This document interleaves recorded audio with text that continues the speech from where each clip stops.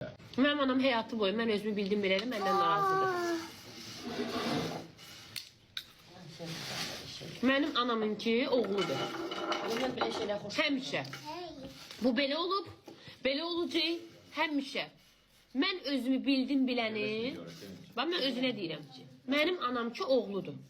Hələ bir heç bir qız doğmayıb. Yox, mən belə xoşlamıram. Bütün analarda oğuldur da. Hə. Yəni həmişə belə olub ha. Yaxşı xalaqdır. Ondan get belə söhbət. Belə Hə, mən özüm istəyir belə hərəkətim olsun, istəyir mən heç bundan qabaq 8 il bundan qabaq sosial şəbəkədə mən yox idim. Instagramım yox idi. Mənim anam belə idi. Həmişə məndən narazı idi, həmişə məni danlayırdı, həmişə.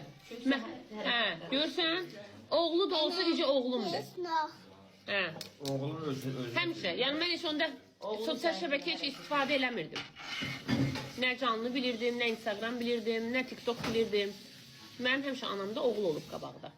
Və mən bilirəm ki, mənim anam kimi analar burada çoxdur. Allah ki boy